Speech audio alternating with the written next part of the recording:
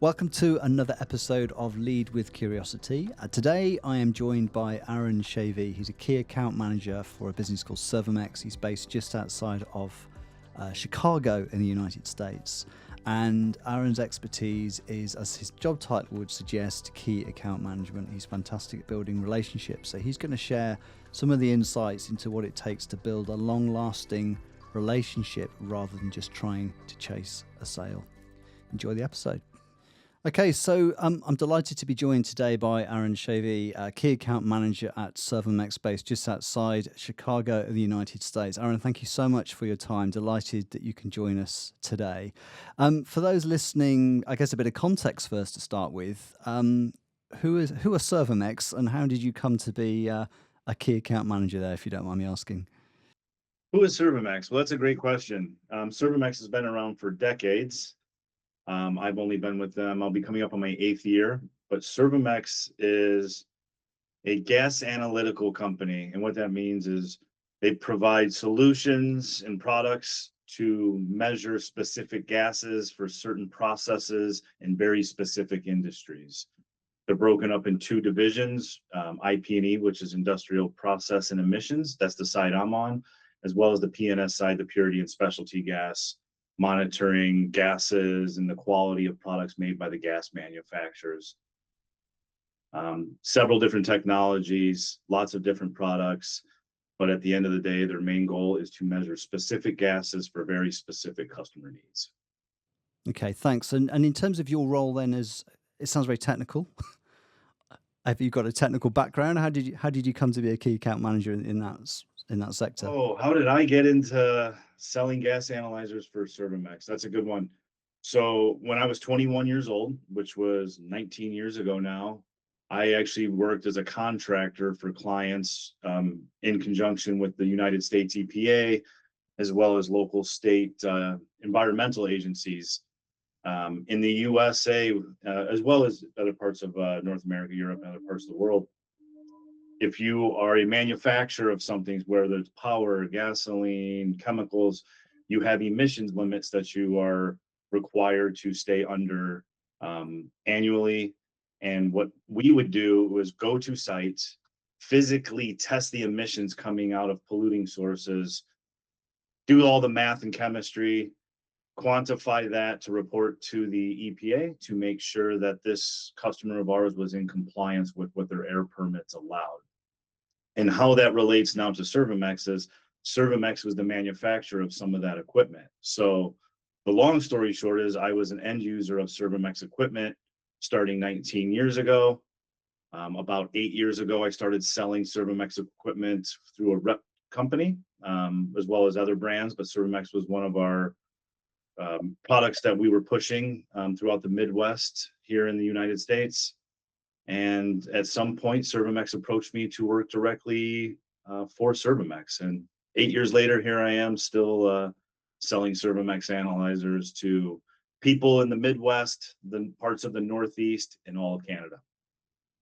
So congratulations on passing probation. Hopefully you're going to enjoy it there. But I think that's a really interesting insight in that you've obviously been on as an end user as well. So you've seen the product and solution from all different angles. Let's talk about that people side of the role, because it is clearly a technical industry, but the role of a key account manager is all about people. So how did you, I guess, first stumble across or come across the importance of building relationships with people in your role? I learned that pretty early on when I was working as a rep for Servomex and other brands. When I was first approached with which felt like just a salesman type role, I thought to myself, that's not me. I'm more technical. I'd rather be with the guys on the road climbing up smokestacks and installing new analyzers.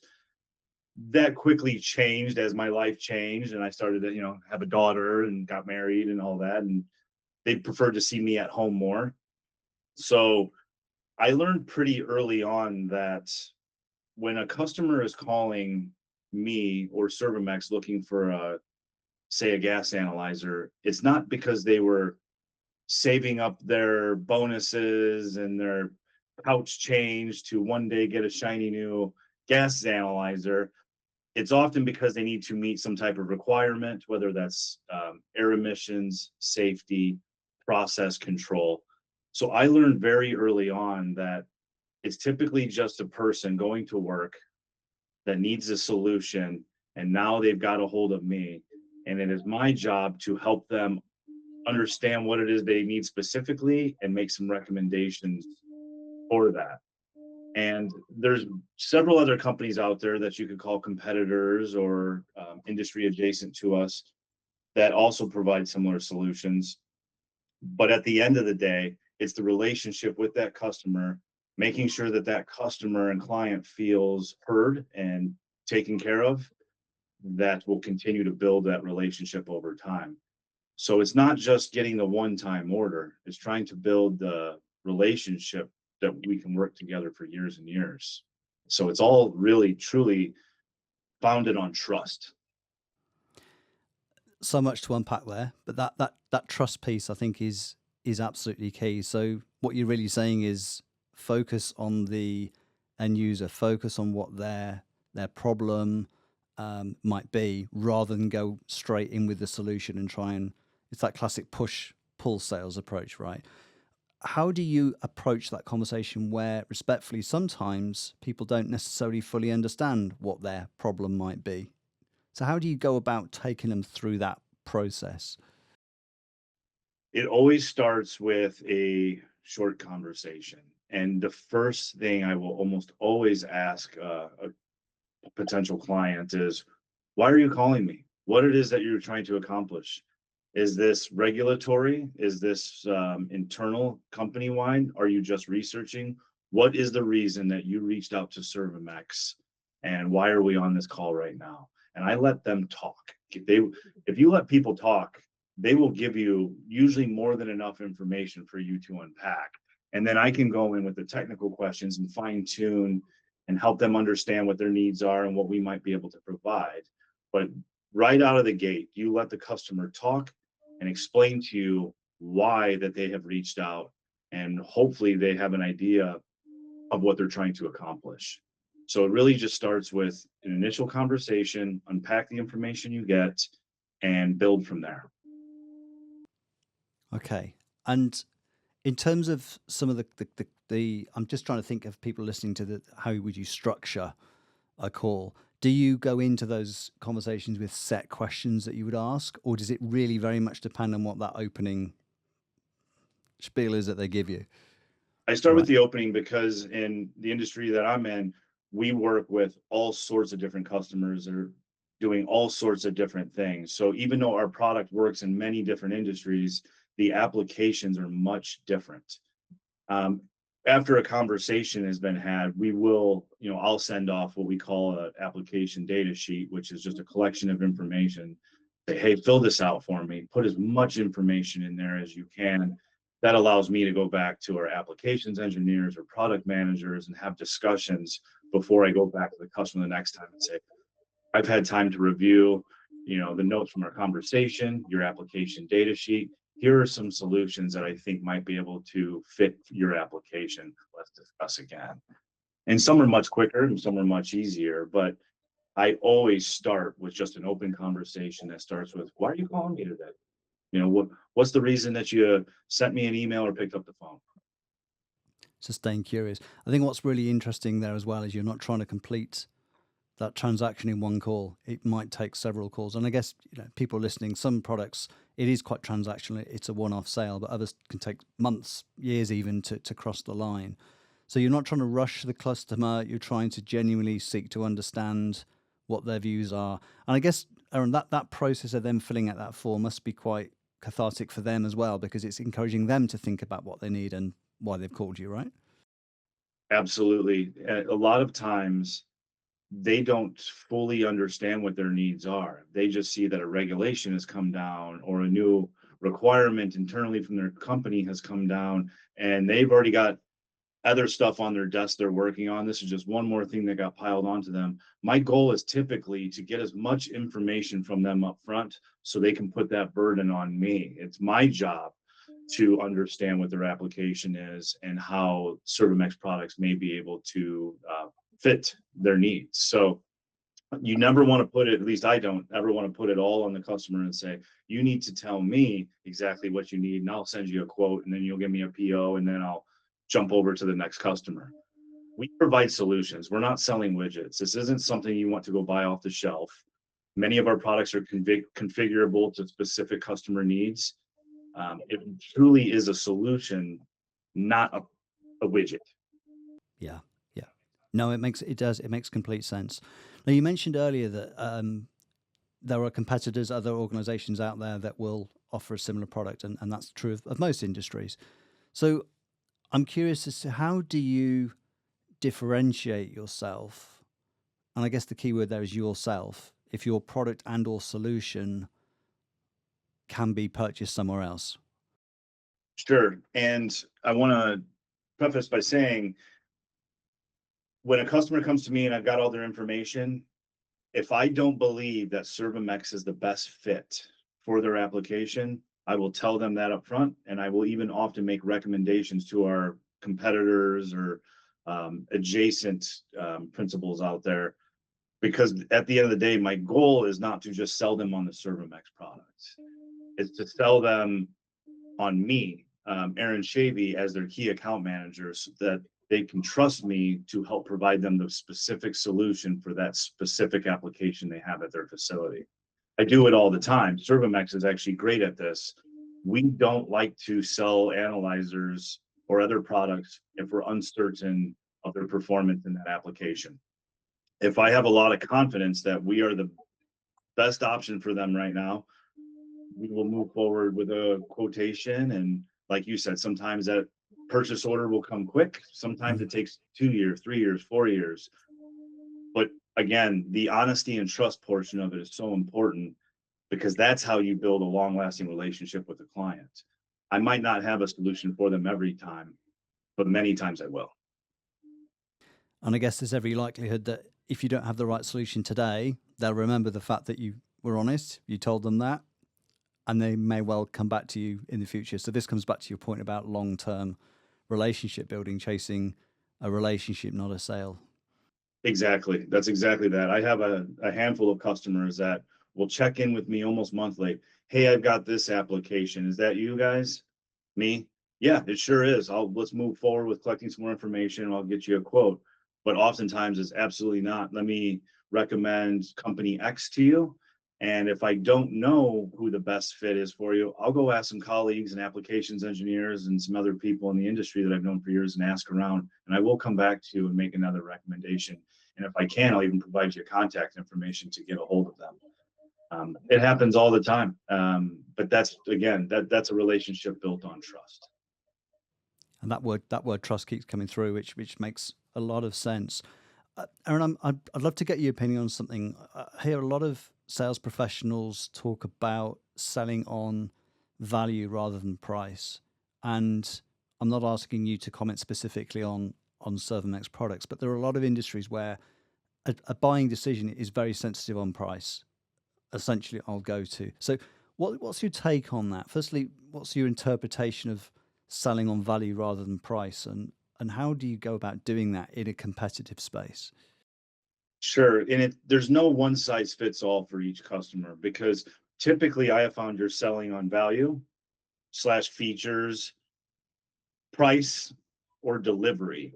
Typically, my customers don't need all three. They're not looking for the best price, highest value, fastest delivery. You need to understand what's most important. Is it the features of the product? Is it the accuracy of the product?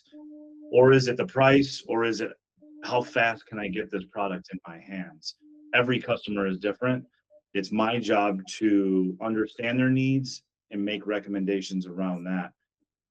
Do we, as a manufacturer of gas analyzers, prefer to sell on the value and the features and the product itself? Absolutely, but that's not the reality. Sometimes my customers call because they say, I need to have a product installed within 4 weeks and it needs to measure, say, oxygen. What can you do here? I might have a product with all the best features in the world that measure oxygen. They might not need all those features, and they've already told me that they need it quick. They never even mentioned price. So my job is to give them the accurate price on a quote, try to find the product that's going to be delivered in their time frame, and the features need to meet their minimum requirements. When they have more time, or they say, I'm starting to order, supplies now for a project we have 6 months down the road, I can then talk about the different tiers of products we have with different features. So you have to treat them all different, and most importantly, hear what their immediate need is. It's the features, price, lead time.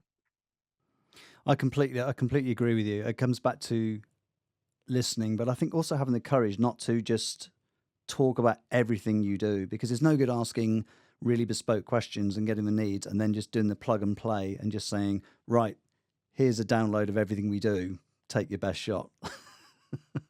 You could talk all day about the latest and greatest. This product has all these new features, and I've been told many times by my customers, I don't need all those features.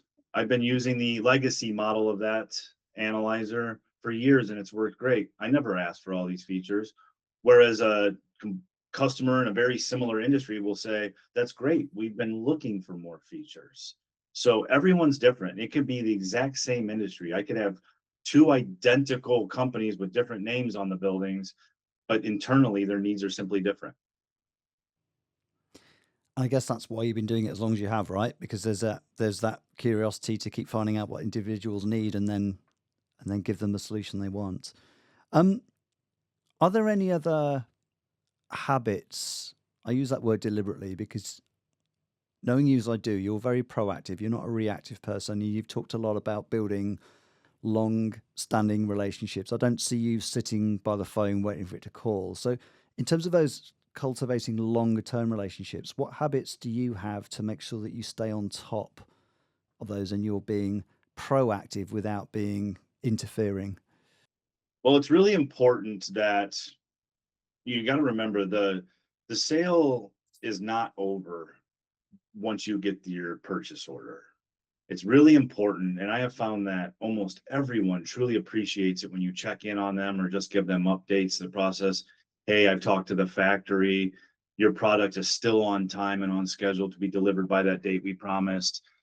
And then you let them take delivery of it. Hey, I've seen you've gotten the product. The tracking here shows that it's been delivered. Let me know if you have any questions while you're unpacking and considering doing the installation. Offering other services and contacts to the customers as well is greatly appreciated. Meaning, here's the service team should you have any technical questions. We can even offer a commissioning service and come on site and help you get your equipment up and running. It's making sure that you're still doing callbacks and checking in on them. That is really the most effort I think you'll need to put in to make sure that they call you again the next time when they have another application for you to look at. Customers just want to feel like they've been taken care of. Got to remember, they've already called you because they've not necessarily have a problem, but they had a application they needed a solution to. So making sure that you've not only delivered the equipment, but get it up and running for them and have, checked in on them from time to time goes a long way with customers. Not to mention, it never hurts to have your name continue to pop up on their inbox every now and then and say, oh yeah, there's Aaron again checking in on me. You really do the guesswork out of it for them. The next time something else comes up, they'll go, let's just message Aaron and see if he's got anything or any recommendations for something I'm working on right now. So you might check in on somebody, say 9 months after an installation, for example, to say, hey, just checking in, how are things going for you? Absolutely. Another great thing that we like to do that I've had a lot of success with is, how about we do a lunch and learn? Now that you're getting a little more familiar with Servomex products, how about we come in, we'll supply lunch to all your team. They can sit in and let us talk and show them around the equipment and give them an opportunity to ask questions. Most people working in these plants and facilities won't turn down a free lunch. So it's a really excellent opportunity to get everybody to sit down and engage in conversation with Servomex. And how do you personally keep on top of this? You are a key account manager, you have lots of plates spinning at the same time. How do you personally, if you don't mind me asking, diarize or keep on top of that? Yeah, so No week is the same as the last when it comes to our workload. We do have what we call channel partners, which are brand reps and distributors in different territories.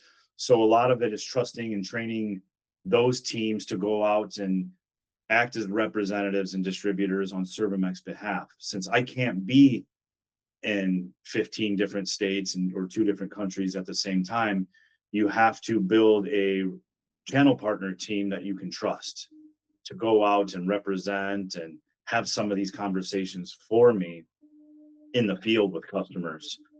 That is some of the biggest factors as far as success goes, is trusting your channel partners, but also making sure that you're providing the right tools to them that they need to be successful.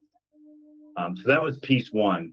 Um, Piece two, I would say using systems such as Salesforce and other methods to even Outlook to set reminders. And we also do daily board meetings with our entire sales team and organization to go over what needs to be done today and try to prioritize. So it's not just one tool that we're using. I'm using many different things to make sure I'm staying on top of all the different projects that we have going on, plus all the prospective projects and new customers that we're trying to turn into long-term relationships.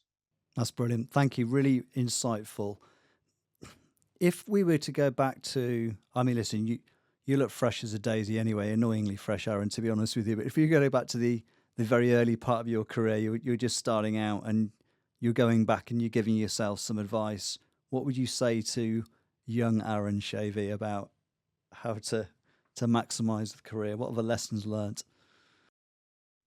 The first thing I would tell a young Aaron Schavey is to, and it sounds cliche, but it's so true, is take everything one day at a time.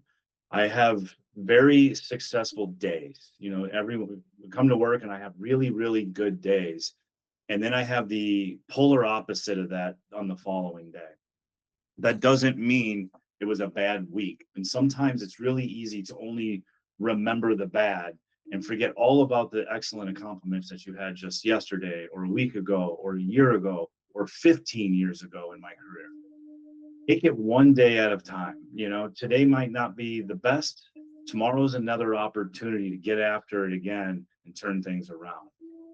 I wish I would have told myself that a long time ago, because a bad week for so long could really hinder an entire week's of progress. I wish you told me that when I was starting out as well. I think that's brilliant advice. It sounds like great advice for any golfers listening as well, by the way. It is directly related. That's great. I've got one more question for you, if I may, and then we'll wrap the conversation up. Before we do, thank you again so much for your insights and for being so open. As you know, the title of this pod is Lead with Curiosity, and something we like to ask all of our guests is, what are you curious about next? It could be professional, personal, but I'd love to know, what are you curious about learning more about? So on a personal level, I'm continuing to learn a second language, which is Spanish. I'm thoroughly enjoying it. I've been using different apps and online tools to learn the language.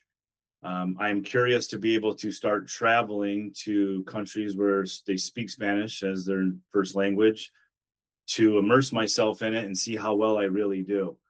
It's easy sometimes on an app or an AI program or something like that, but I'm very curious to immerse myself somewhere where it's going to be not just a fun tool to have, but a necessity. Professionally, I'm very curious. Right now, I am heavily curious about the pharmaceutical market. The pharmaceutical market is something that we've always dabbled in as a company, but there seems to be a ramping up of different pharmaceutical sectors here in the North America, as well as other parts of the world. But I'm heavily invested in seeing how Servomex products can benefit the different processes within the pharmaceutical industry right now. Fantastic. And at the risk of embarrassing you, going back to the Spanish, because we've talked about this before. I don't know if you know off the top of your head, but how many consecutive days have you been on your language apps? Because you've been at this for a while. 595 as of this morning. Roughly. Every day for 595 days, I do 1 to 4 Spanish lessons. I used the word habit earlier, and I think this is a perfect example because I think it's one of those things. Atomic Habits by James Clear. I'm not sure if you've read the book.